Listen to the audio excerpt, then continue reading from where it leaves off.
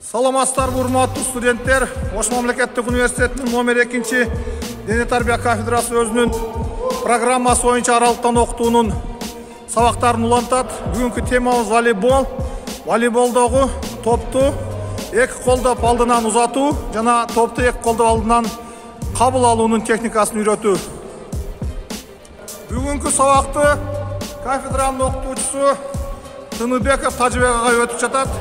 Тыныбеков Тажыбек агайдагы өзүңүздөргө маалым спорт оюндарынын боюнча мыкты адис, футбол, волейбол, баскетбол оюндарын өтө мыкты ойнойт. Мына урматтуу студенттер, кыш мезгилине байланыштуу залыбыз бир аз суугураак, ошого байланыштуу окутуучу профессорлор жамааты бир аз жылуураак кийинген, кызытуучу көнүгүүлөрдү жасап, өздөрүн сабактын негизги бөлүгүнө даярдап жатышат. Жаш өзгөчөлүктөрүнө карабай, мына 60 жаштан ашкан, орто жашарлар, жаштар мына активдүү катышып жатат.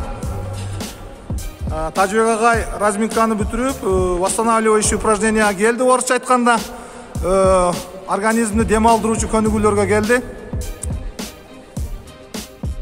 Урматтуу студенттер, азыр общий развивающий упражнение деп коет. Жалпы денени жибитүүчү, кызытуучу көнүгүүлөргө Тажыбек агай келип жетти. Колду бөйрөк алып, бутубузду жазып туруп, ошол моюн булчуңдарыбызга азыр көнүгүү берип жатат.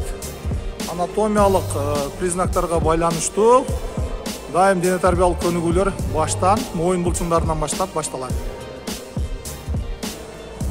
Мына волейбол сабагы болгондугуна байланыштуу, волейбол оюнда өзүңүздөр билесиздер, кол булчуңдары, алакан муундар, кисти, чыканак муундар, желке муундарыбызды жибиткенге мына ордубуздан туруп, комплексный коктейл упражненияларды берип жатат. Тажыбек агай кийинки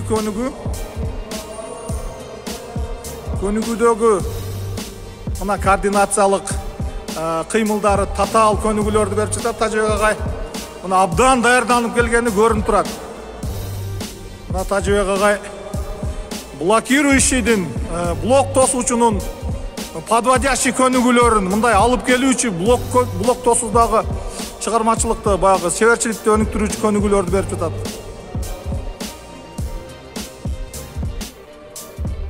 Урматтуу студенттер, бардык эле көнүгүүлөр бул классикалык бири-бирин кайталоочу монотонный көнүгүүлөргө жатпайт. Ошондуктан бүгүн Тажыбек агай кээ бир көнүгүүлөрдү өзү дагы ойлоп таап, стандарттан тышкары чыгып берип жаткандыгы көрүнүп турат. Мына урматтуу студенттер, суставдык разминканын дагы бир өзгөчө түрү. Тажыбек агай кыймыл абалында желке муундарыбызды жибитүүчү көнүгүүлөрдү берип жатат.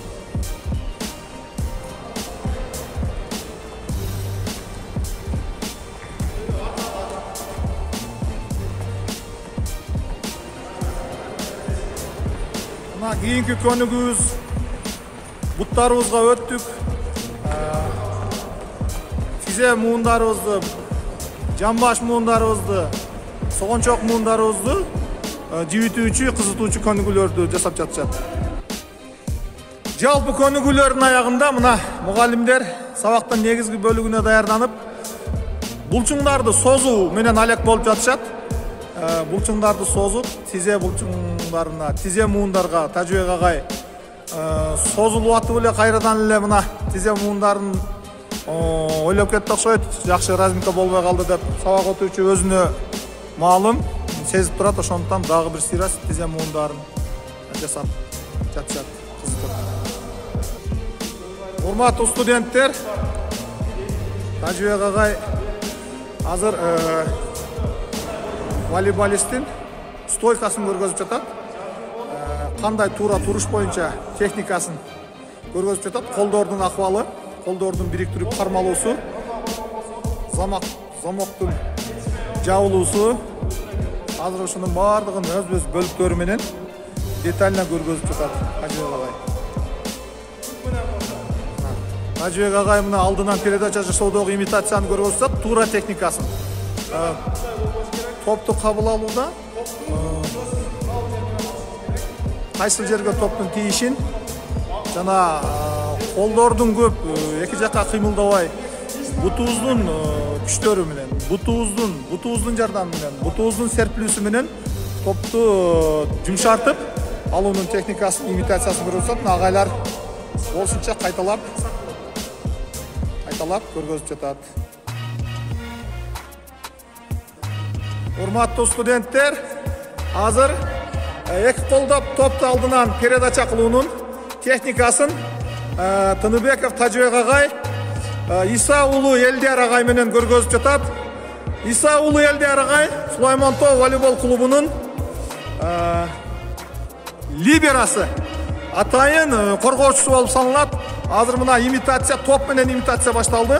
Бул жерден негизги максат буттардын иштөөсүн көргөзүп берүү. Урматтуу студенттер, кийинки көнүгүүбүз топту эки колдо алдынан өзүбүздүн үстүбүздө узатып жатабыз. Агайлар өтө жакшы аракет кылып жасап жатышат. Негизги ката кемчиликтер бул жерде колду гана иштетип дененин түз болуп туруп калбаысы керек. Ошондуктан буттардын иштөөсү, буттар бир аз отуруп келаткан абалда топту тосуп алышыбыз керек. Мына агайлар өтө жакшы аракет кылып эки колдоп топту өзүнүн үстүнө узатып жатышат, азаматсыздар. Урматтуу студенттер, кийинки көнүгүүбүз топту эки колдон алдынан узатуу боюнча. Эгерде сиздер жалгыз машыгып жаткан болсоңуздар, кандайдыр бир дубалга келип, өз алдыбызча ушундай көнүгүүлөр жасап иштесек болот. Бул жерде дагы көңүл бурушубуз керек. Буттарыбыздын иштешине, максимум буттарыбыз менен иштейбиз. Буттарыбыз менен отуруп, топту принимать этип атканда, кабыл алып жатканда бир аз туруп, жыйрылып туруп кетип жатканда кабыл алыш керек. Ошондо туура техникасына жетебиз. Ушуга дагы көңүл буруңуздар, урматтуу студенттер. Агайлар жасап жатышат, дубалга өтө жакшы жасап жатышат, азаматсыздар. Мына кийинки көнүгүүбүз эки колдоп бири-бирибизге узатуу. Бул жерде дагы агайлар аракет кылып жатышат.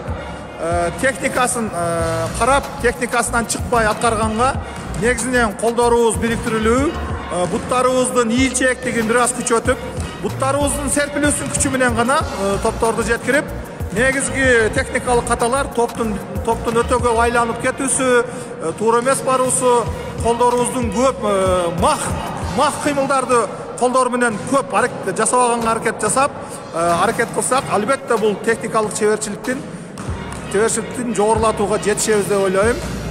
Урматтуу студенттер, кийинки подводящее упражнение, алып келүүчү көнүгүүлөр биздин чеберчиликти күчөтүүчү. Бул скамейканын артында бир оюнчу турат. Алып напарник ыргыткан топту эки колдоп алдынан узатуунун чеберчилигин курчутуу максатында ушундай көнүгүүлөрдү жасап жатышат агайлар. Негизги максат бул колдорубуздун туура коюу жана бутубуз менен бутубуздун серпилүүсүн күчөтүү болуп саналат. Урматтуу студенттер, азыркы көнүгүү кол менен эки колду алдынан узатуу жана кабыл алуу. Бул жерде соревновательное упражнение, мындай кызыктуураак болуш үчүн ушул балдарга, биз студенттерге дайым окутканда ушул көнүгүүлөрдү берип келебиз. Бир жагынан мелдеш сыяктуу, бир жагынан көнүгүүлөр отработка болот. Мына агайлар азыр алдынан алып, эсепке кадимки эле волейбол ойногон сыяктуу көнүгүүнү да аткарып жатышат бир убакта. Андан кийин ушул өздөрүнүн сабактын негизги бөлүгүндөгү чеберчиликти өстүрүүчү көнүгүүнү дагы өтүп жатышат. Мындай кызыктуу болот. Үстүнөн алганга болбойт. Нападение кылып чабуул жасаганга болбойт. Жалаң гана алдынан алуу менен алек болуп ойноо керек. Урматтуу Ош мамлекеттик университетинин студенттери жогорудагы көрсөтүлгөн көнүгүүлөрдү үй шартында жасап турууга аракет кылыңыздар.